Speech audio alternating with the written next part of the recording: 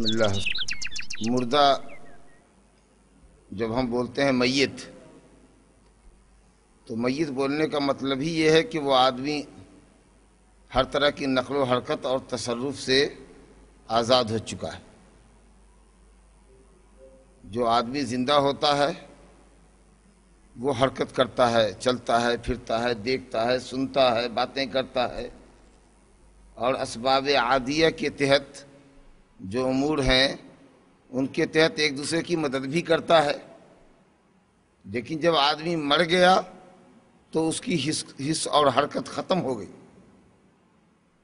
حس اور حرکت ختم ہو جانے کا نام، بے جان ہو جانے کا نام ہی موت ہے۔ لہذا مردے کے تصرف کرنے کا کوئی عقیدہ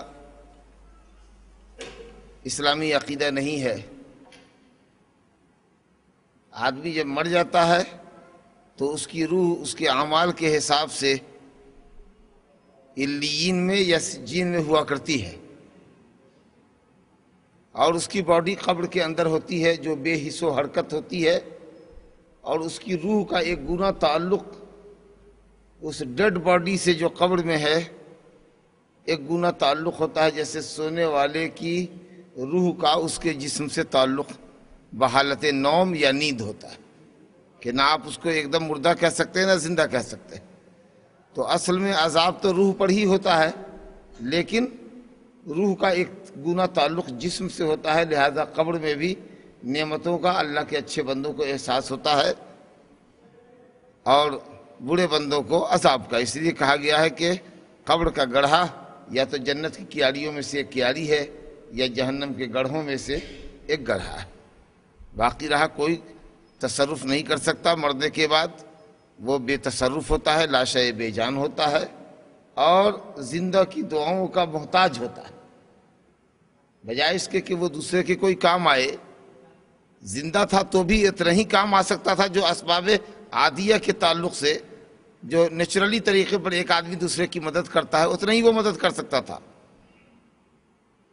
شفا یابی، اولاد سے نوازنا، بگڑی بنانا، یہ جب وہ زندہ تھا تو بھی اس کے تصرف میں نہ تھا۔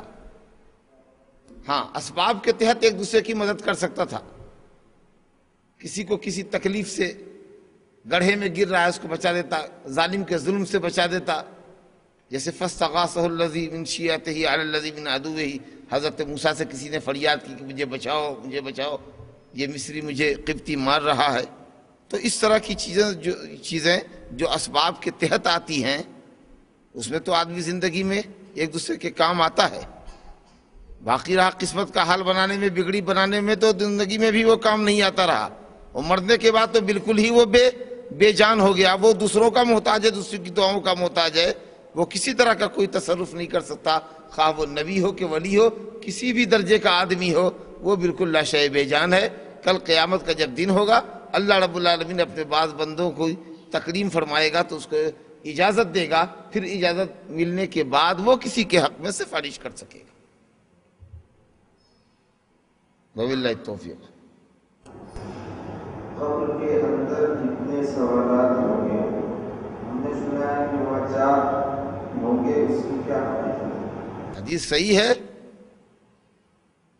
کہ منکر نکیر جب آئیں گے اس کو اٹھایا جائے گا، مردے کو اٹھایا جائے گا، اس میں اس کی روح واپس کر دی جائے گی، اور اس سے پوچھا جائے گا من ربک وما دینک وما تقول فی ھذا الرجل الذی بعث فیکم۔ 3 سوال آئے گا۔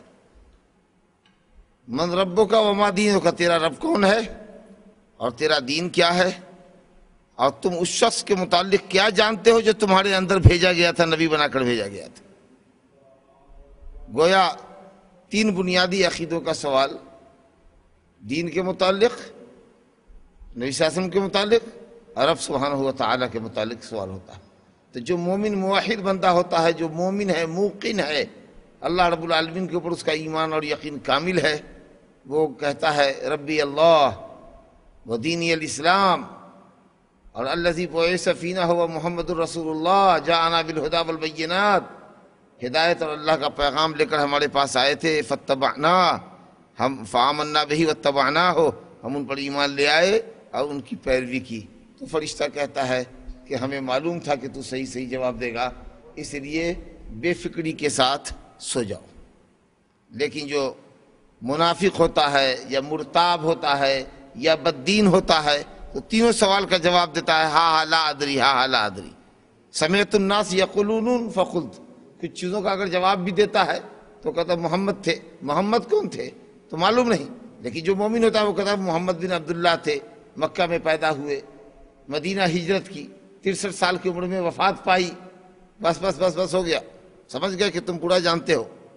لیکن جو جاہل مرتاب ہوتا ہے، شکی ہوتا ہے، جس کا ایمان کمزور ہوتا ہے، وہ کہتا ہے ہاں ہاں لا ادری سمعت الناس یقولون فقلت، تو پھر اس کے اوپر عذاب مسلط ہوتا ہے، جس کی تفسیر حدیثوں کے اندر آئی ہے۔ لہذا عذاب قبر کی حقیقت ہے، اس کا انکار معتزلہ اور جہمیہ نے کیا ہے، یہ گمراہ فرقوں کا نظریہ ہے۔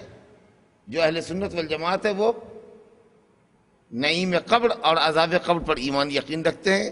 کسی ایک سنی عالم کو کسی معتزلی کے جنازے میں شرکت کا موقع ملا تو نماز جنازہ میں اہل سنت والجماعت کے ایک عالم نے اس بدعتی معتزلی کے حق میں بددعا کی کہ اے اللہ آج اس کو قبر کا عذاب ضرور چکھائیے گا، کیونکہ یہ زندگی بھر عذاب قبر کا منکر رہا ہے، تو اس بدعتی کو قبر کا عذاب چکھائیے گا تاکہ مرنے کے بعد اس کو یقین ہو جائے کہ ہاں قبر میں عذاب بھی ہوتا ہے۔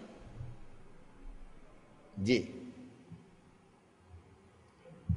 نبی کی مزار کے اوپر گنبد کیوں بنائی؟ نبی کے مزار کے اوپر نہیں، مزار اصل کہیے قبر نبی کہیے، قبر کو مزار کہنا نہیں چاہیے۔ مزار اصل میں یہ لوگ سمجھتے ہیں مقدس جگہ جس کی زیارت کی جائے۔ الحمدللہ وہ مقدس جگہ جس کی زیارت مشروع ہے وہ 3 مسجد ہے، مسجد نبوی اور مسجد حرام اور مسجد عیلیہ بیت المقدس۔ تو یہ 3 مسجدیں ایسی ہیں جن کی زیارت مسنون ہے، مشروع ہے، مستحب ہے، بافضیلت ہے۔ لا تشد الرحال الا الى 3 مساجد، صحیحین میں روایت ہے حضرت ابو سعید خدری رضی اللہ عنہ سے، 3 مسجدوں کی زیارت کی جائے اور اس کے لیے کجاوا کسا جائے۔ یہ زیارت کا جب لفظ بولتے ہیں تو یہ مفہوم ہوتا ہے۔ باقی رہا لفظی اعتبار سے ٹھیک ہے، زیارت کا لفظ قبروں کے لیے بھی آیا ہے، زوروا موتاکم، اپنے مردوں کی زیارت کرو، زوروا القبور فإنہا تذکرکم الموت، مسلم کی حدیث ہے، موت یاد دلاتی ہے، قبروں کی زیارت کرو، مگر زیارت مسنونہ ہونی چاہیے۔ جب لفظ مزار بولتے ہیں ایسی جگہ جس کی زیارت کی جائے تو عام طریقے سے متبرک مقدس مقام کے لیے اہل بدعت کے یہاں یہ لفظ استعمال ہوتا ہے، تو اس لیے اس لفظ کی اصلاح پہلے کر لینی چاہیے۔ باقی رہا قبروں کی زیارت، سفر کر کے دور دراز سے باقاعدہ سفر کر کے جانا قبر کی زیارت کے لیے، یہ زیارت بدعی زیارت ہے، اور اگر وہاں جا کر اصحاب القبور سے مدد مانگے تو یہ تو شرکیہ زیارت ہوگی۔ باقی زیارت قبور جس کی تاکید آئی ہے وہ گرد و نواح اور قریب و پاس کی قبر ہے، جس کے لیے آدمی کو باقاعدہ سفر کر کے پہنچنے کی نوبت نہ آئے، یعنی اپنے شہر کی قبر ہے، آس پاس کی قبریں ہیں، یا یہ کہ آدمی کسی بڑے شہر میں اگر جاتا ہے اپنی ضرورت سے، تجارتی ضرورت سے، مثال کے طور پر آپ دلی جائیں اپنی تجارت کی غرض سے، تو کوئی حرج نہیں ہے کہ آپ معین الدین چشتی کی قبر پر جا کر دیکھیں کہ کیا ہوتا ہے، مانگنے کے لیے نہیں، عبرت کے لیے، یا اپنی موت یاد کرنے کے لیے، یا ان کے حق میں دعائے مغفرت کرنے کے لیے جانا چاہیں، کوئی حرج نہیں ہے۔ لیکن یہاں سے اگر آپ جاتے ہیں کہ نہیں ہم حیدرآباد سے معین الدین چشتی کی قبر کی زیارت کے واسطے جا رہے ہیں، تو یہ زیارت بدعی زیارت ہوگی اور اس راستے میں خرچ کیا جانے والا پیسہ آپ کا ناجائز ہوگا۔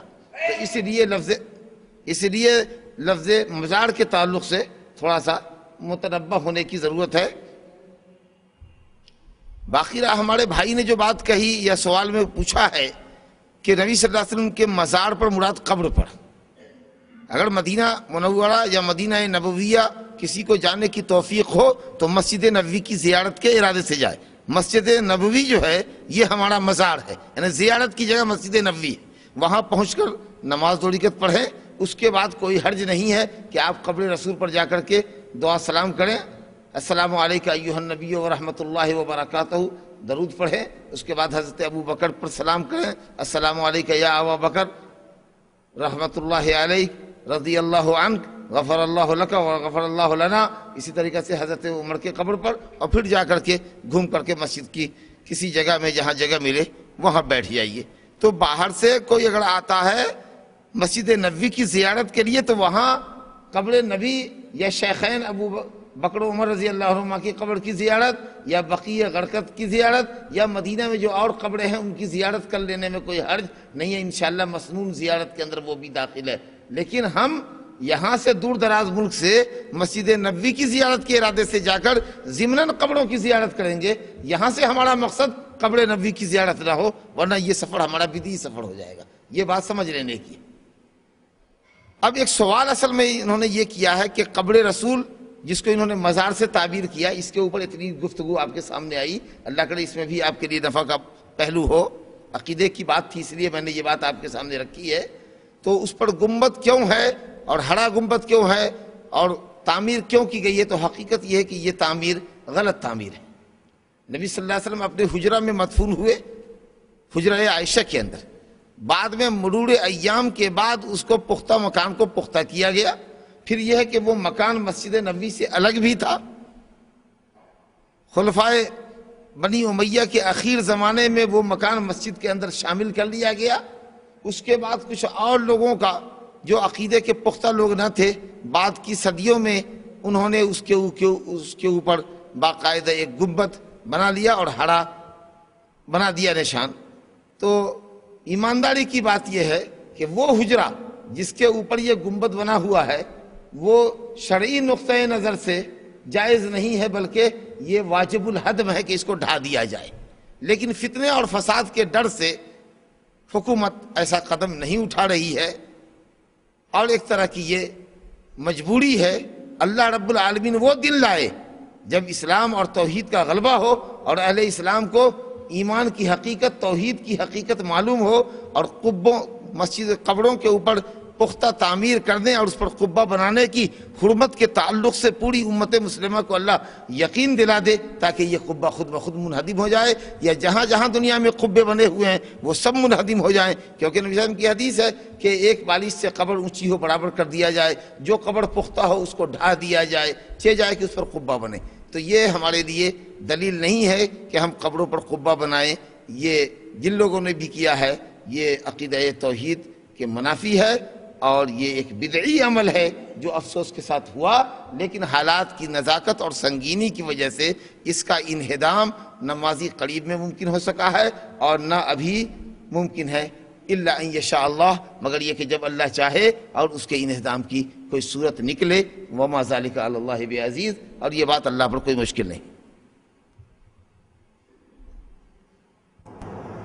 اسلام میں داڑھی کا کیا حکم ہے، واجب ہے یا سنت؟ اسلام میں داڑھی واجب ہے، لیکن اگر سنت آپ کہتے ہیں تو سنت سے مراد فقہا کی سنت نہیں کہ کریں تو ثواب اور نہ کریں تو گناہ بھی نہیں۔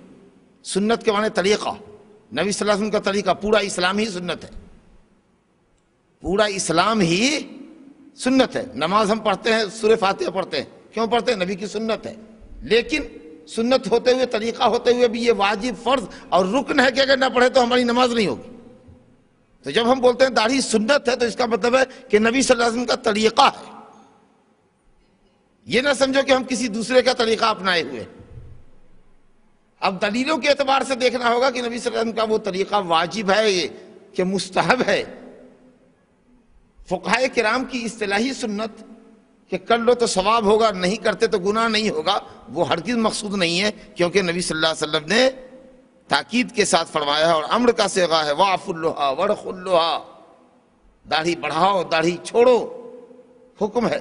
اور آپ صلی اللہ علیہ وسلم سے کبھی ثابت نہیں ہے آپ کے عمل سے کہ آپ نے داڑھی کو لمبائی سے یا چوڑائی سے کبھی کترا ہو۔ تو جب نبی صلی اللہ علیہ وسلم حکم فرمائے تو اصولیوں کا قاعدہ ہے، علم اصول، علماء فقہ و اصول کا قاعدہ ہے کہ جب نبی صلی اللہ علیہ وسلم آرڈر فرمائے تو وہ آرڈر وجوب کے معنی میں ہوتا ہے، کمپلسری ہوتا ہے، الا یہ کہ نبی صلی اللہ علیہ وسلم کے فعل سے کبھی ثابت ہو کہ آپ نے اگر اپنی داڑھی کتری ہے تو ہم کہیں گے کہ وہ واجب نہیں بلکہ مستحب ہے۔ لیکن جب یہ ثابت نہیں ہے کہ نبی صلی اللہ علیہ وسلم نے کبھی طول اور عرض سے اپنی داڑھی کتری ہے، تو آپ کا یہ حکم کہ داڑھی بڑھاؤ، یہ جو حکم ہے یہ وجوب کے اوپر بولا جائے گا، فرض کے اوپر بولا جائے گا۔ اس لیے داڑھی بڑھانا واجب ہے، داڑھی رکھنا فرض ہے، اور جو ایسا کرتا ہے وہ گناہ کبیرہ کا مرتکب ہے۔ سنت کا یہ مطلب نہیں ہے کہ چاہو تو رکھو چاہو تو کٹاؤ، سنت نبی صلی اللہ علیہ وسلم کا طریقہ، لیکن دلیلوں سے یہ معلوم ہے کہ یہ طریقہ واجب ہے، فرض ہے۔ حرام ہے داڑھی مڑوانا، داڑھی کتروانا حرام ہے۔ فرض اور واجب میں کیا فرق ہے دلیل کے ساتھ؟ اچھا، فرض اور واجب میں کوئی فرق نہیں ہے، دونوں کمپلسری ہے عمل کے اعتبار سے، اور جو فرض ہے وہی واجب ہے۔ جمہور علماء کے نزدیک، محدثین کے نزدیک واجب اور فرض میں کوئی فرق نہیں ہے۔ فقہائے حنفیہ نے فرق کیا ہے کہ جو دلیل قطعی سے ثابت ہو وہ فرض، اور جو دلیل ظنی سے ثابت ہو وہ واجب، یعنی حدیث سے ثابت ہو تو واجب ہوتا ہے، اور قرآن کی آیات سے ثابت ہو تو وہ فرض ہوتا ہے۔ حالانکہ نبی صلی اللہ علیہ وسلم فرماتے ہیں الا انی اوتیت القرآن ومثلہ معہ، مجھے قرآن دیا گیا ہے، قرآن جیسی ایک چیز اور دی گئی ہے۔ تو قرآن اور سنت کے اندر حکم کے اعتبار سے کوئی فرق نہیں ہے، جو چیز قرآن سے ثابت ہو اور جو چیز صحیح حدیث سے ثابت ہو، دونوں کا حکم ایک ہی ہے۔ حالانکہ آگے چل کر کے حنفیہ بھی یہی کہتے ہیں کہ واجب بھی واجب العمل ہے، اس کا تارک گنہگار ہے، اور فرض بھی واجب العمل ہے کہ اس کا تارک گنہگار ہے۔ تو نتیجے کے اعتبار سے واجب اور فرض دونوں کا تارک گنہگار ہے، لیکن اصولی طور پر لفظی بحث کرتے ہیں کہ واجب وہ ہے جو حدیث سے ثابت ہو، جو دلیل ظنی ہے، اور فرض وہ ہے جو قرآن کی آیت سے ثابت ہو تو وہ فرض ہے، کیونکہ وہ دلیل قطعی ہے۔ الحمدللہ اگر صحیح حدیث ہو اور اس میں کوئی کلام نہ ہو تو وہ بھی علماء حدیث کے نزدیک وہ بھی قطعی ہے۔ اگر حدیث صحیح ہے، صحیح بخاری مسلم کی متفق علیہ روایت ہے، صحیح روایت ہے بخاری کی یا صحیح روایت ہے مسلم کی، اور سند میں کوئی بھی کلام نہیں ہے، تو امت مسلمہ صحیح حدیث بخاری اور مسلم کی حدیث کو لینے پر متفق ہے۔ جب پوری امت اس کی صحت پر متفق ہے تو وہ ویسے ہی قطعی ہے جیسے کتاب اللہ قطعی۔ تو یہ ظنی اور قطعی کی بحث جو کرتے ہیں نا، اس سے بہت سی حدیثوں سے گویا کہ اپنا دامن جھاڑنے کے لیے یہ چور دروازہ تلاشا گیا ہے۔ تو الحمدللہ جو صحیح حدیث ہے، جس کے راوی ثقاہت اور عدالت کے اعلیٰ معیار پر ہیں، کوئی شذوذ نہیں ہے، کوئی علت خفیہ چھپی ہوئی حدیث کے اندر علت نہیں ہے، الحمدللہ وہ بھی قطعی الدلالت ہے۔ اور قرآن تو قطعی الثبوت ہے ہی، اور قطعی الدلالت بھی ہے، سمجھا؟ تو یہ جو فرق ہے، اس فرق کے اوپر کوئی دلیل نہیں ہے کہ قرآن سے ثابت ہو تو فرض ہے اور حدیث سے ثابت ہو تو واجب ہے۔ الحمدللہ قرآن اور حدیث سے جس سے بھی ثابت ہو، اگر صحیح حدیث ہے، معیاری حدیث ہے، تو اس سے ثابت ہونے والی چیز بھی قطعی الدلالت ہے، لہذا فرض اور واجب کا فرق بے معنی ہے۔ باللہ التوفیق۔ وطر واجب ہے یا سنت؟ سنت ہے، لیکن تاکیدی سنت ہے۔ آپ نے فرمایا یا اہل القرآن اوتروا، اور نبی صلی اللہ علیہ وسلم نے فرمایا، یا آپ کی عادت مبارکہ تھی کہ آپ سفر میں وطر نہیں چھوڑتے تھے۔ ویسے الوطر حق فمن لم یوتر فلیس منا، حدیث میں کلام ہے سند کے اعتبار سے، اور حدیث ہے خمس صلوات فی الیوم واللیلہ، 5 وقت کی نماز اللہ نے رات دن میں فرض کی ہے پر۔ صحابی نے پوچھا یا رسول اللہ حل علیہ غیرہن، کیا ہم پر اس کے علاوہ بھی کچھ ہے؟ 5 وقت کی فرض نماز کے علاوہ بھی کچھ ہے؟ تو آپ نے کہا لا الا ان تطوع، نہیں مگر یہ کہ تو تطوع پڑھے۔ تو معلوم یہ ہوا کہ 5 وقت کی فرض نماز کے علاوہ جتنی نمازیں ہیں وہ سب کی سب غیر فرض ہیں۔ اب دلیلوں کے اعتبار سے فقہا نے کسی کو سنت موقدہ اور کسی کو سنت غیر موقدہ کہا ہے۔ یہ اصطلاح فقہا کی ہے جو بعد میں پیدا ہوئی ہے۔ اسلامی اصطلاح فرض اور تطوع، جو 5 وقت کی نماز ہے وہ فرض ہے، اس کے علاوہ جتنا بھی ہے وہ سب تطوع نفل ہے، اس کا تارک انشاءاللہ گنہگار نہیں ہے۔ لیکن ہمیشہ ترک کرنا یہ اچھی عادت بھی نہیں ہے، تاکہ اللہ رب العالمین کے نزدیک جب ہمارے فرض اعمال میں کمی ہو تو اللہ تعالیٰ ان سنتوں کے ذریعے ہمارے فرض کو پورا کر دے۔ لیکن اگر کوئی سنت کو ترک کر دیتا ہے تو اصولی طور پر وہ گنہگار نہیں ہے، لیکن جور و جفا ہے کہ جس سنت سے نبی صلی اللہ علیہ وسلم کو حد درجہ محبت تھی، قبلی سنت اور بعدی سنت، نماز سے پہلے کی نماز کے بعد کی، یا فجر کی سنت کا خاص اہتمام آپ سفر میں کیا کرتے تھے، وطر کا خاص اہتمام کیا کرتے تھے، تو ان سنتوں سے ہم کو محبت نہ ہو اور کبھی ہم کوئی سنت ہی نہ پڑھیں تو یہ ایک طرح کا محبت رسول کے تقاضے کے خلاف ہے۔ ورنہ اس شخص نے کہا تھا، صحابی نے جو نبی صلی اللہ علیہ وسلم کے پاس اسلام سمجھنے آیا تھا، تو آپ نے کہا صرف 5 وقت کی نماز اللہ نے دن رات میں فرض کیا ہے، کہا اس کے علاوہ سب تطوع ہے۔ تو اس آدمی نے کہا اس اللہ کی قسم جس نے آپ کو نبی بنا کر بھیجا ہے، میں زندگی میں کبھی کوئی تطوع نہیں پڑھوں گا، صرف فرض پڑھوں گا۔ تو آپ نے کہا جسے جنتی دیکھ رہا ہے اس کو دیکھے، اگر یہ اپنے وعدے پر سچا رہا اور ثابت قدم رہا تو معلوم یہ ہوا کہ وطر ترک کر دینے سے یا سنت کی نماز ترک کر دینے سے آدمی اصولی طور پر گنہگار نہیں ہے، لیکن جیسا کہ میں نے عرض کیا فرض کی تکمیل کے پیش نظر، نبی صلی اللہ علیہ وسلم کی محبت کے تقاضوں کے پیش نظر آدمی کو سنت کا اہتمام کرنا چاہیے، اور خاص کر وطر کی نماز ان سنتوں میں سے ہے جس کا اہتمام نبی صلی اللہ علیہ وسلم سفر و حضر ہر جگہ کیا کرتے تھے۔ وباللہ التوفیق۔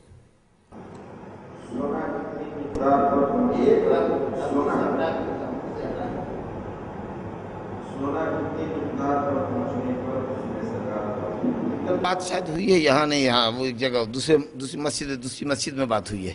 سونے کی مقدار 20 مسقال ہے یا 20 دینار ہے۔ یہ دینار وزن ہے، شرعی وزن ہے دینار۔ گرام کا اس زمانے میں کوئی وزن نہیں تھا، یہ اختلاف ہے۔ اکثر علماء نے 85 گرام کیا ہے، ہمارے سماحت الشیخ بن باز رحمۃ اللہ علیہ اور ان کی ٹیم کے اکثر علماء نے 90 گرام کہا ہے، اور بعض عالموں نے 105 گرام کہا ہے۔ مولانا صفی الرحمن مبارک پوری رحمۃ اللہ علیہ نے 105 گرام کہا ہے۔ تو یہ 3 قول ہے 20 دینار کی مقدار میں، 85 گرام سونا، 90 گرام سونا، 100 گرام یا 105 گرام سونا۔ ہم فتویٰ دیتے ہیں حیات کبار علماء کے فتوے پر 90 گرام کی مقدار بتاتے ہیں۔ 90 گرام سونا اگر کسی کے پاس ہو، چاہے زیور کی شکل میں ہو یا بسکٹ کی شکل میں ہو، تو اس پر زکوٰۃ ہے 2.5%، 100 میں 2.5 گرام، اس کے حساب سے آپ 90 گرام کی زکوٰۃ نکالیے۔ اگر سونے سے نکال دیتے ہیں، کل کو وہ 2 گرام کے قریب نکل جب جائے گا تو کم ہو جائے گا، نصاب سے کم ہو جائے گا، تو پھر زکوٰۃ نہیں ہوگی۔ لیکن اگر آپ روپے پیسے سے زکوٰۃ اس کی دے دیں گے 90 گرام کی، اور 90 گرام کا بسکٹ 90 گرام ہی رہا اس سال بھی، اور آپ نے کیش دے دیا، پھر اگلے سال بھی آپ نے کیش ہی سے دے دیا، تو اگلے سال بھی 90 گرام ہی ہوا، کیونکہ وزن ویلو اس کا 90 گرام ہی ہے آپ کے پاس۔ مگر آپ اس سونے سے توڑ کے دے دیتے، 2.25 گرام جو آپ کے اوپر واجب تھا، سونار کی دکان میں لے جاتے، اتنا حصہ کٹوا کے دے دیتے، تو الحمدللہ نصاب آپ کا کم ہو جاتا، پھر آپ کے پاس اتنا سونا رہ جاتا کہ اس کے اوپر زکوٰۃ واجب نہیں تھی، زکوٰۃ نہیں لگتی۔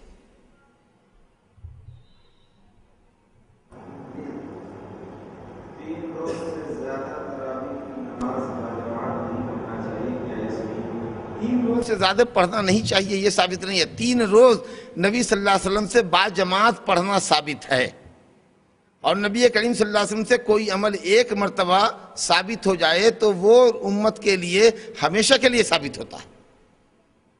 بس نبی صلی اللہ علیہ وسلم نے 3 رات پڑھا، ہر رات صحابہ کا شوق بڑھتا چلا گیا۔ 3 رات کے بعد 4تھی رات میں اس قدر جمگھٹا لگا، حاضرین کا اتنا بڑا ازدحام ہوا کہ نبی صلی اللہ علیہ وسلم کو خطرہ محسوس ہوا کہ اگر میں نے 4تھی رات اور 5ویں رات پڑھی اور اسی طریقے سے صحابہ کرام کا ازدحام ہوتا رہا تو اس طریقے سے با جماعت تراویح کی ادائیگی کمپلسری کر دی جائے گی اور بعد میں امت اس کی طاقت نہیں رکھے گی۔ لہٰذا آپ نے کہا کہ جا کر گھر میں پڑھو۔ تو نبی صلی اللہ علیہ وسلم کی قولی حدیث تو تھی ہی پہلے سے کہ جس نے رمضان کی رات میں قیام کیا ثواب کی نیت سے، اللہ پر ایمان رکھتے ہوئے اور ثواب کی نیت سے، غفر لہ ما تقدم من ذنبہ، تو یہ تو ہے ہی ہے۔ یہ حدیث گویا کہ تراویح کی مشروعیت کو ثابت کرنے کے لیے تو کافی ہے۔ چہ جائے کہ آپ صلی اللہ علیہ وسلم نے ایک دن بھی پڑھا ہوتا جماعت سے تو جماعت کی بھی مشروعیت ثابت ہو جاتی، چہ جائے کہ آپ نے 3 دن پڑھا تو قولی حدیث بھی ہو گئی اور فعلی حدیث بھی ہو گئی، تھیوریٹیکلی اینڈ پریکٹیکلی دونوں یہ ثابت ہو گیا، اور پریکٹیکلی میں آپ نے جماعت سے پڑھ دیا تو اب جماعت بھی ثابت ہو گئی، کہیں سے کوئی چیز بدعت نہیں رہی۔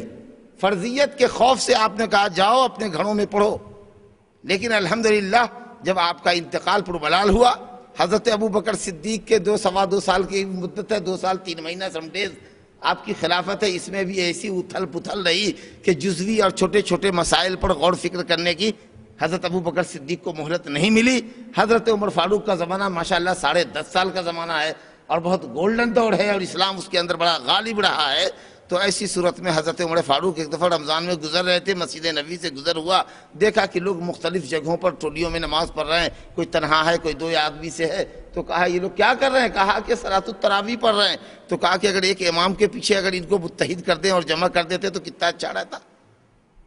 کیونکہ حضرت عمر فاروق سمجھ رہے تھے کہ جس فرضیت کے خوف سے نبی صلی اللہ علیہ وسلم نے چھوڑا تھا، اب آپ کے انتقال کے بعد کوئی چیز فرض تو ہو نہیں سکتی ہے، اور جماعت بھی آپ سے ثابت ہے۔ یہ دور اندیشی تھی، فقاہت تھی، اس لیے انہوں نے وہ ایک سنت جو کسی وجہ سے متروک ہو گئی تھی، اس سنت کو حضرت عمر نے جاری کر دی۔ تو اس لیے آپ پورے مہینہ تراویح جماعت سے پڑھیں، مسنون اور مستحب عمل ہے آپ کا، بلکہ حدیث میں ہے کہ اگر امام کے ساتھ پڑھ کے لوٹیں گے تو انشاءاللہ پوری رات کے قیام کا ثواب ملے گا۔ لیکن اگر کوئی شخص حافظ قرآن ہے، مثال کے طور پر عزم و ہمت کا جواں مرد ہے، اور اس کی خواہش یہ ہے کہ میں اخیر شب میں اٹھوں گا 2 بجے رات کے بعد، جب اللہ تعالیٰ نچلے آسمان پہ ہوتا ہے، تو اگر وہ اس وقت بھی پڑھنا چاہے تو اس وقت بھی پڑھ سکتا ہے۔ اور بعض علماء نے کہا کہ وقت کے حساب سے اول لیل میں پڑھنے کے اعتبار سے آخر رات میں جگنا اور عبادت کرنا زیادہ بہتر ہے۔ جیسے کہ خود امیر المومنین عمر بن خطاب رضی اللہ عنہ نے اماموں کے پیچھے تو لوگوں کو تراویح میں لگا دیا، لیکن خود نماز نہیں پڑھتے تھے، بلکہ کہتے تھے کچھ لوگ ابھی سو رہے ہیں، جو اخیر شب میں اٹھنے کے عادی ہے وہ اٹھیں گے، اور کہا والذین ینامون خیر من الذین یصلون، جو پڑھ رہے ہیں ان کے مقابلے میں جو سو رہے ہیں اور آخری شب میں اٹھ کر کے اپنی تراویح پڑھیں گے تو وہ بہتر ہے۔ تو اگر کوئی شخص اتنا باہمت ہو، جواں مرد ہو، پڑھ سکتا ہو، اس سے غفلت نہیں ہو سکتی ہو، تو وہ اس وقت کے لیے بھی رکھ سکتا ہے۔ لیکن عام آدمیوں کا حال یہ ہے کہ گھر کے اندر تو فرض نماز اطمینان سے پڑھی نہیں جاتی ہے۔ 4 رکعت نماز پڑھنے میں میرا اپنا حال یہ ہے کہ اگر مجھے تنہا نماز پڑھنے کی نوبت آوے تو مجھے اکثر بیشتر سجدہ سہو کرنے کی نوبت آتی ہے۔ یہ 4 رکعت ہوئی کہ 3 ہوئی کہ 5 ہو گئی، سمجھا کہ نہیں؟ آدمی بال بچوں کے درمیان رہتا ہے تو اتنا ڈسٹرب رہتا ہے اور معاملات سے بھولتا رہتا ہے، وہ سنتوں کا کہاں اہتمام کرے گا؟ کوئی اللہ کا بندہ ہو سکتا ہے جو ایسا ہو تو ہو، سمجھا کہ نہیں؟ ورنہ آج کل لوگوں کے ارادے اور لوگوں کی ہمتیں بہت کمزور ہو چکی ہیں۔ وہ تو شکر ہے اللہ تعالیٰ مسجد کے منتظمین کو جزائے خیر دے کہ یہ حضرات کسی اچھے حافظ کا انتظام کر کے تراویح کا اہتمام کر لیتے ہیں، ورنہ اگر چھوڑ دیا جائے لوگوں کو تو سب کھا پی کر کے آسودہ ہو کر کے جا کر سو جائیں گے۔ بہرحال بات دوسرے رخ پہ جا رہی تھی، مگر ضمناً یہ بات بھی میں نے اس لیے کہہ دی کہ 1-2 صاحب میرے پاس آئے تھے کہ اول لیل میں تراویح بہتر ہے کہ آخری لیل میں تراویح پڑھنا بہتر ہے، تو اس سلسلے میں نے سوچا کہ ہو سکتا ہے کہ سوال کا ایک آدھ شق یہ بھی ہے جو آپ کے ذہن میں رہے۔ بہرحال تراویح باجماعت سنت ہے اور آپ اس کا اہتمام کیجئے۔ اللہ رب العالمین آپ کے روزوں کو اور آپ کی تراویح کو قبول فرمائے۔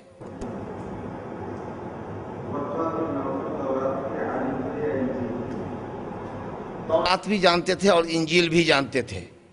یہ اصل میں علمی ایک سوال ہے کہ اس نے یہ کہا ھذا ھو الناموس الذی، میں نے اشارے میں جواب دیا تھا، اشارے میں جواب دیا تھا، اگر اس کو آپ نے دھیان دیا ہوتا تو ہم سمجھتے تھے کہ جواب ہو گیا آپ کا۔ اس نے یہ کہا تھا حضرت محمد صلی اللہ علیہ وسلم کی تفصیل سن کر کے ماں خدیجہ الکبریٰ کے ذریعے جو بات آئی تھی ورقہ کے پاس، تو کہا ھذا ھو الناموس الذی انزل علی موسیٰ۔ تو کوئی یہ کہتے ہیں کہ ورقہ نصرانی تھا تو اس نے موسیٰ کا نام کیوں لیا؟ یہ بحث ہے، اور حافظ ابن حجر نے لمبی بحث فتح الباری میں چھیڑی ہے اس پر۔ تو انہوں نے یہ کہا کہ صاحب چونکہ توریت بڑی کتاب تھی، اولڈ ٹیسٹامنٹ، اور حضرت موسیٰ کے بعد جتنے بھی انبیاء آئے وہ سب کے سب توریت پر بھی بنیادی طور پر بے اعتماد کرتے تھے اور اسی کی طرف رجوع کیا کرتے تھے۔ کچھ اخلاقی تعلیمات انجیل کے اندر تھی، لیکن کمپلیٹ شریعت جو ان کی تھی وہ توریت کی تھی۔ اور حضرت موسیٰ پر جبریل امین کا اترنا اور توریت کا کتاب الہی ہونا، یہ بالاتفاق بنی اسرائیل کے نزدیک متفق علیہ بات تھی۔ انجیل کے متعلق اختلاف تھا، اور حضرت عیسیٰ پر جبریل اترے ہیں کہ نہیں اترے ہیں اس میں کئی گروہ تھا بنی اسرائیل کا۔ تو اسی وجہ سے باوجود کہ ورقہ نصرانی تھے، لیکن انہوں نے موسیٰ علیہ السلام کا اور جبریل کا ناموس کا، صاحب السر صاحب الوحی، وہی لانے والے جبریل کا ذکر کیا اور موسیٰ سے ان کو اٹیچ کیا۔ جبکہ بعض روایت میں ہے کہ یہ وہ ناموس ہے جو عیسیٰ پر بھی اترتا تھا، تو معلوم یہ ہوا کہ عیسیٰ علیہ السلام پر بھی اترا ہے وہ۔ تو میں نے دونوں بات کہی تھی کہ یہ وہ ناموس ہے جو موسیٰ پر اترا، یہ وہ بعض روایتوں میں ہے کہ یہ وہ ناموس ہے جو عیسیٰ پر اترا، تاکہ آپ کو سمجھ میں آ جائے کہ وہ عیسیٰ کے اوپر ایمان لاتا تھا اور انجیل پر بھی ایمان رکھتا تھا، اور توریت کو بنی اسرائیل کی اہم بک سمجھ کر کے توریت کا اس نے ذکر کیا تھا۔ اس لیے دونوں باتیں صحیح ہیں۔ کیا وہ یہودیت پر تھے یا نصرانی؟ وہ نصرانی تھے بھائی، ابھی تو میں نے کہا اسی سوال کے ضمن میں بات تو آ ہی گئی۔ سوال کرنے والے کو بھی بیدار مغز ہونا چاہیے. ابھی تو میں نے بات یہ کہی نا کہ وہ تھے نصرانی لیکن توریت اصل کتاب تھی, اسی لیے اس کا ذکر کیا اور ساری تفصیل آپ کو بتا گئے. الحمدللہ یہ سوال اہم ہے کہ نصرانیت ہی پر وہ مرے یا مسلمان ہو کے مرے. اس سلسلے میں بھی سلف کا 2 نظریہ ہے, وہ بھی میں نے اپنے سیرت کے لیکچر کے اندر بات ڈالی ہے کہ کچھ علماء یہ کہتے ہیں, امام ابن تیمیہ, ابن القیم, ابن کثیر وغیرہ علماء کہتے ہیں, موجودہ زمانے کے عالموں میں علامہ ابن عثیمین رحمۃ اللہ علیہ کا میں نے ذکر کیا تھا, یہ حضرات کہتے ہیں کہ ورقہ مسلمان ہے, اور آپ نے کہا مستدرک حاکم کی روایت ہے کہ میں نے اس کے لیے 1 جنت یا 2 جنت میں دیکھی ہے. تو ورقہ کل کیا تھا, آج کیا ہے اور کیا مرا ہے, یہ اصل میں بحث ہے. ورقہ نصرانی تھے, وہ تو پہلے دین مشرکین پر تھے. ورقے کی تفصیل آئی ہے لیکچر کے اندر, اور وہ کافروں کے دین سے بیزار ہو کر نکلے تھے دین کی تلاش میں, تو ورقہ نصرانی بن گئے. اور وہیں پر عمر ابن زید, سعید ابن زید کے والد زید ابن عمر ابن نفیل نے توبہ کیا اور کہا کہ یہ ساری یہودیت اور نصرانیت شرک سے ملی ہوئی ہے, لہذا اے اللہ میں اس سے بیعت کا اظہار کرتا ہوں اور تیرے دین توحید کا اقرار کرتا ہوں, اور راستے میں اس کی موت ہو گئی. الحمدللہ وہ جنتی ہوا. تو ورقہ ایکچولی نصرانی تھا, اور انجیل اور توریت دونوں کا اس کے پاس علم تھا. عبرانی زبان کا علم تھا اور عربی زبان کا علم تھا, اور وہ دونوں کتابوں کو ترجمہ کرتے تھے. عبرانی کو ترجمہ کرتے تھے عربی میں, عربی کا ترجمہ کرتے تھے عبرانی. وباللہ التوفیق.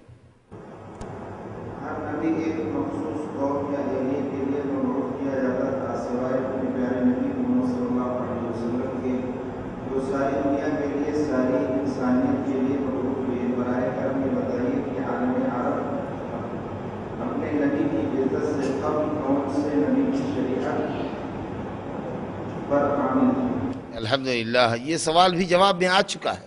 لگتا ہے جو سائل نے سوال کیا ہے وہ سیرت کے موضوع سے دلچسپی تو رکھتا ہے, لیکن میرے درس میں وہ حاضر نہیں ہوا ہے. یہ ساری چیزیں آئی ہے کہ نبی صلی اللہ علیہ وسلم کانا یتعبد یتحنس فی غار حرا, غار حرا میں عبادت کرتے تھے.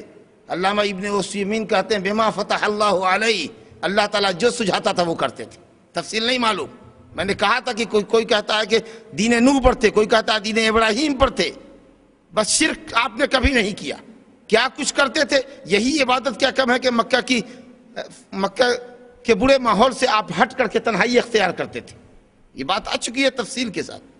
بما فتح اللہ علیہ, اللہ جو کچھ بھی ان کے اوپر کھولتا تھا اس طریقہ سے عبادت کرتے تھے. اس کی کوئی تفصیل اپن کو نہیں معلوم کہ کس کے دین پر تھے. بس آپ نے شرک کبھی نہیں کیا.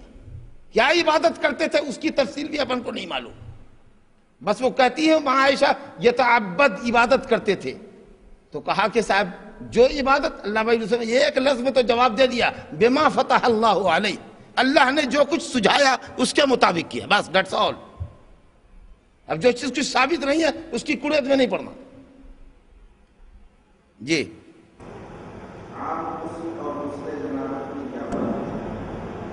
غسل ایک ہی ہے. عام غسل آپ کا یہ ہے کہ صاحب آپ جا کر کے غسل کر لیجئے, آدھا بدن بھگائیے اور آدھا بدن خشک رکھیے, آپ کی مرضی. عام غسل یہ ہے, حالانکہ لوگ ایسا کرتا نہیں, جو غسل کرتا ہے وہ پورے جسم کو ہی بھگاتا ہے. لیکن آپ کی مرضی ہے, آدھا جسم دھو دیجئے آدھا جسم مت دھوئیے, یہ بھی غسل ہوگا آپ کا. لیکن غسل جنابت میں بال کی ایک ایک جڑ بھیگنی ہے, اور منہ میں کلی بھی لینا ہے اور ناک میں پانی بھی لینا ہے, اور نیت بھی طہارت کی کرنی ہے. اگر بغیر نیت کے کریں گے تو پاکی نہیں ہوگی. بنیادی فرق سمجھ میں آ گیا؟ اب کوئی سوال ہے کیا کہ غسل جنابت کا طریقہ کیا ہے, یہ سوال بھی ہے. اچھا, تو عام غسل اور غسل جنابت میں اصولی فرق سمجھ میں آ گیا. آپ جتنے حصے کو دھو لو وہ غسل ہوا, لیکن پورے جسم کا دھونا, طہارت کی نیت سے دھونا, ناک کے اندر جو اندر جسم کے اندر حصہ ہے بظاہر نہیں ہے, کلی منہ کے اندر پانی ڈالنا, ناک میں پانی ڈالنا بھی کمپلسری ہے, ورنہ غسل جنابت نہیں ہوگا. اب طریقہ اس کا کیا ہے؟ تو مسنون طریقہ یہ ہے کہ پہلے شرمگاہ دھوئی جائے بائیں ہاتھ سے, دائیں ہاتھ سے پانی گرائیے, بائیں ہاتھ سے شرمگاہ دھوئیے, اگلی اور پچھلی شرمگاہ دھو لیجئے, تاکہ پھر بعد میں آپ کو شرمگاہ چھونے کی نوبت نہ ہو. اگر صابن لگانا چاہتے ہیں تو صابن لے لیجئے شرمگاہ میں, اور بڑے ڈھنگ سے اگلی پچھلی شرمگاہ کو دھو لیجئے. 1 مگ 2 مگ 3 مگ پانی سے جو آپ کی ضرورت ہو, کم سے کم پانی استعمال کرنا چاہیے. آپ نے جب شرمگاہ دھو لی اپنی کمر کے نیچے, آپ دھو کر فارغ ہو گئے, تو پھر بسم اللہ کر کے آپ وضو شروع کیجئے جیسے نماز کے لیے وضو کرتے ہیں. پورا وضو کر لیجئے. پاؤں پر جب معاملہ آئے گا تو بعض علماء نے کہا کہ پاؤں دھونا ہے پہلے، اور بعض نے کہا کہ نہیں غسل کر لینے کے بعد دھونا ہے. لیکن بہتر شکل یہ ہے کہ پاؤں بھی دھو لیں، دونوں پاؤں جیسے وضو میں کرتے ہیں. اس کے بعد آپ سر سے پانی بہائیں، غسل کر لیں. اس طریقے سے پورے بدن کو رگڑ کر کے پورے جسم کو آپ دھو لیں. آپ کا غسل ہوا. اور جب آپ چلنے لگیں تو پھر آپ پاؤں کو کھنگال لیں ایک مرتبہ اور چپل پہن کے نکل جائیں. اور اگر کوئی شخص وضو نہ کرے شرمگاہ کو رگڑ لے، کلی کر لے، ناک میں پانی ڈال لے، جھڑنے کے نیچے آ جائے، اور نیت یہ ہو کہ ہم یہاں سے جائیں گے اور مصلی پر کھڑے ہوں گے، یہ ہماری پاکی کا غسل ہے، تو بھی آپ آ کر نماز پڑھ سکتے ہیں. وضو کمپلسری نہیں ہے، کیونکہ جب آپ نے اپنے جسم کو دھویا اور طہارت کی نیت کر لی تو الحمدللہ غسل میں وہ اعضاء بھی آپ کے دھل گئے جو وضو میں دھلتے. لیکن افضل شکل یہ ہے جو میں نے پہلے بتائی. دلیل نبی صلی اللہ علیہ وسلم کے وضو کو جو غسل کے اندر ہے استحباب پر محمول کیا جائے گا، کیونکہ طہارت حدث اصغر حدث اکبر کے اندر داخل ہوتا ہے. جو اعضاء دھونے ہیں وہ اعضاء آلریڈی غسل کے اندر بھی دھل رہے ہیں، کیونکہ اگر ایک چیز ایک حصہ بھی اگر غسل میں خشک رہ جائے گا تو ہمارا غسل نہیں ہوگا. تو اس لیے جب پورے بدن کو بھگانا ہی ہے، ناخن کے سرے، بال کی جڑ سے لے کر ناخن کے سرے تک کو بھگانا ہے اور طہارت کے نیت سے بھگانا ہے، تو اعضاء وضو اس کے اندر داخل ہے. اس لیے الگ سے پھر وضو کرنا مسنون عمل ہے، نبی صلی اللہ علیہ وسلم نے کیا ہے. افضل تو ہوگا لیکن کمپلسری نہیں ہوگا.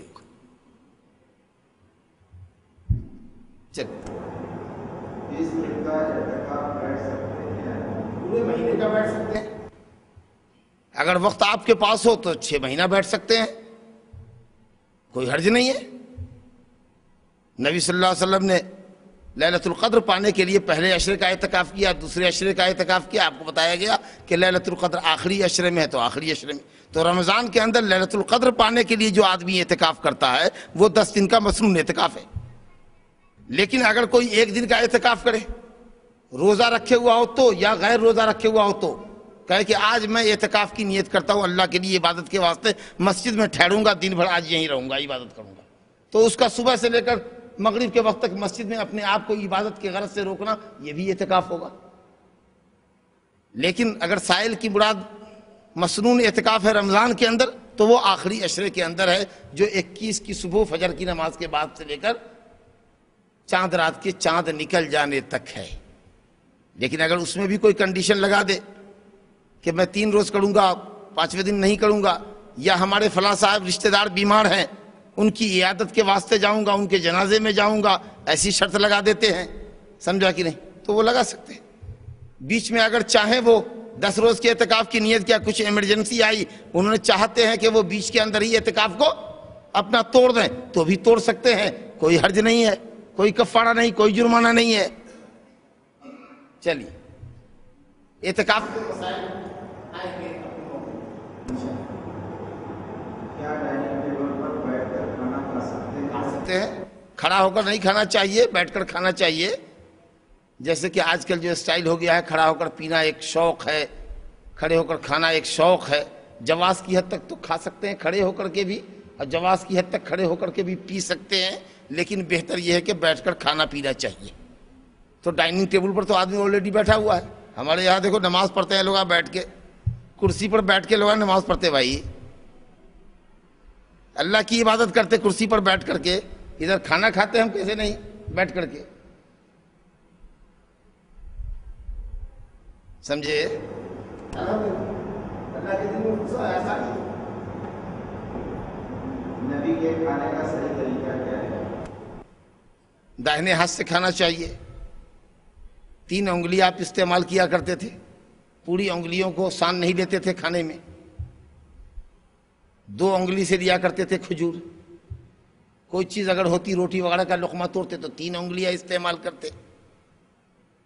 اگر کوئی ایسی چیز ہے جس کو پکڑنے کی نوبت ہے 4 انگلی سے 5 انگلی سے تو لیجئے، لیکن 5 انگلی ملا لیا اور کف لگا کر کے ایسے ایسے کھا رہے ہیں بالکل، تو یہ غیر شائستہ طریقہ ہے۔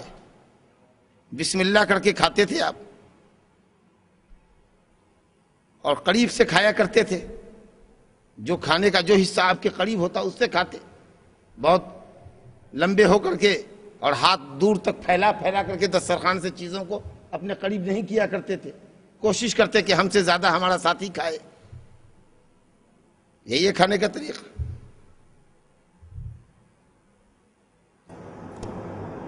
جس مسجد میں قبر ہو اس مسجد میں نماز نہیں پڑھنا چاہیے۔ سوال آ چکا ہے، قبر جس مسجد میں قبر ہو اس میں نماز جائز نہیں ہے، کیونکہ قبر اور سجدہ اکٹھا نہیں ہو سکتا۔ نبی صاحب نے فرمایا لا تصلوا عند القبور، لا تصلوا الى القبور، قبروں کی طرف رک کر کے نماز پڑھو، قبروں کے درمیان میں نماز پڑھو، قبروں سے لگ کر کے سٹ کے نماز پڑھو، سوائے جنازے کی نماز کے کہ وہ قبر پہ پڑھی جا سکتی ہے۔ لیکن جنازے کے علاوہ اگر کوئی نماز ہے، قبر ہمارے دائیں بائیں ہے، کہیں پیچھے ہے، آگے ہے، اور ہم اس احاطے کے اندر ہے جہاں قبر ہے، تو ہم اس مسجد کے کسی بھی حصے میں نماز پڑھتے ہیں تو قبر کے قریب ہی ہو کر ہم نماز پڑھنے والے سمجھے جائیں گے۔ لا تصلوا عند القبور کا حدیث ہے، اس لیے اس مسجد میں نماز جائز نہیں۔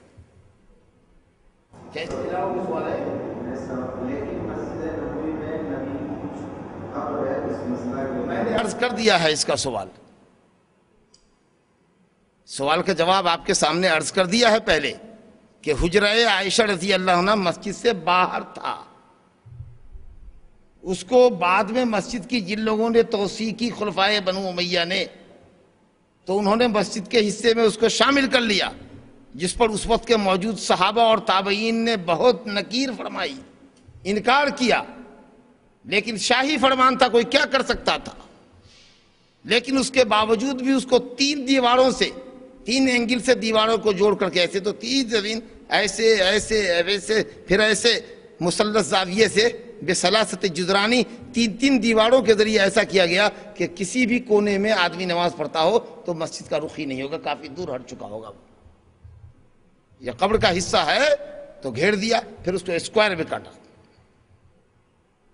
پھر ایسے کر، اس طریقے سے دور تک معاملہ چلا گیا۔ قبر اتنی چھوٹی ہے لیکن ایک لمبی چوڑی اتنی بڑی جو مسجد ہے آپ کی، تقریباً اس کا بڑا پورشن اس کے اندر کٹ گیا ہے کہ کسی بھی زاویے سے آپ کھڑے ہوں گے تو 3 دیوار کے پیچھے بھی آپ کا رخ قبر کے سامنے ہو ہی نہیں سکتا، یعنی جہاں آپ کھڑے ہوں گے اس کونے سے کھڑے ہوں گے تو آپ وہاں کٹ گئے، قبر یہاں ہے، کافی دور سے آپ ایسے کٹ گئے، ایسے کٹ گئے، لہذا کوئی شکل نہیں بنتی ہے قبر کے استقبال کی، اور وہ 3 دیواروں سے گھری ہوئی ہے، وہ مجبوری ہے۔ جن لوگوں نے قبر کو مسجد میں شامل کیا غلطی ان کی ہے، اب اس کو ریپلیس کرنا ممکن نہیں ہے، اس پر بنے ہوئے قبے کا توڑنا ممکن نہیں ہے، اس لیے وہاں مجبوری ہے۔ پھر بھی الحمدللہ کسی جہت سے آدمی کھڑا ہو، حجرہ نبی کے دائیں بائیں پیچھے سے کیسے بھی کھڑے ہونے والے کے سامنے تینوں قبروں میں سے کوئی قبر نہیں پڑتی۔ اللہ سبحانہ و تعالیٰ نے اپنے نبی کی دعا قبول فرمائی کہ اللہم لا تجعل قبری وثنا یعبد، تو اللہ تعالیٰ نے اپنے نبی کی قبر کو محفوظ کر دیا۔ وَأَحَاطَهُ ابن القیم رحمۃ اللہ علیہ وَأَحَاطَهُ بِثَلَاثَةِ جِدْرَانِ، 3 دیواروں کے ذریعے اللہ تعالیٰ نے قبر کو محفوظ کر دیا کہ کوئی بھی آدمی اب حجرے کے کسی بھی جہت میں کھڑا ہوگا قبر اس کے سامنے نہیں پڑے گی۔ چلیے،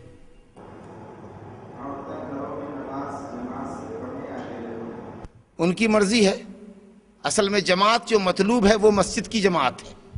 اگر مسجد کے علاوہ آپ کہیں بھی جماعت سے پڑھتے ہیں، اگر سفر میں نہیں ہیں کہ اسٹیشن پر نماز پڑھیں، میدان سے گزر رہے ہیں تو وہاں پڑھیں، اگر آپ سفر میں نہیں ہیں، آبادی میں ہیں، تو جس جماعت کو جماعت کہتے ہیں اور جس کا ثواب 27 گنا ہے، وہ جماعت ہے جو مسجد میں ہوتی ہے۔ اس کے علاوہ آپ گھر میں جماعت کر لو، دروازے پہ جماعت کر لو، کہیں اپنی دکان پہ جماعت کر لو، وہ جماعت کر لو کہ تنہا پڑھو بات برابر ہے۔ جماعت وہ ہے جو مسجد میں ہوتی ہے، حیث ینادی بہن، جہاں نماز کے لیے اذان دی جاتی ہے، وہ جماعت ہے۔ اب اس کے علاوہ آپ گھر میں جماعت سے پڑھ لیجئے کہ تنہا پڑھ لیجئے، دونوں برابر ہے۔ اس لیے یہ ذہن نہیں بننا چاہیے کہ ہم کو جماعت کا ثواب ہمارے گھر میں بھی مل جائے گا۔ اب ان عورتوں کی مرضی ہے کہ تنہا پڑھیں یا جماعت سے پڑھیں، مگر جماعت سے پڑھیں گی تو قرأت اتنی ہی آواز سے کریں گی جو گھر کے اندر آواز ان کی رہ جائے، گھر کے باہر نہ جائے۔ اور امامت کریں گی تو بیچ صف کے اندر ہی کھڑی ہوں گی، آگے مردوں کی طریقہ سے بڑھ کے نہیں کھڑی ہوں گی، اور اذان نہیں دیں گی اور اقامت بھی نہیں کہیں گی، کیونکہ یہ جماعت کے آداب ہیں اور یہ فرض کفایہ ہے جو مردوں کے لیے ہے۔ تو عورتوں کے لیے نہ اذان ہے نہ اقامت ہے، جہری قرأت کر سکتی ہیں بشرطے کہ آواز ان کے مکان سے، ان کے گھر سے باہر نہ جائے۔ بخاری کی سب حدیثیں صحیح ہیں یا نہیں؟ الحمدللہ جتنی حدیثیں نبی صلی اللہ علیہ وسلم سے بسند صحیح بسند نقل کیا ہے امام بخاری نے سند کے ساتھ، وہ سب کی سب صحیح ہے۔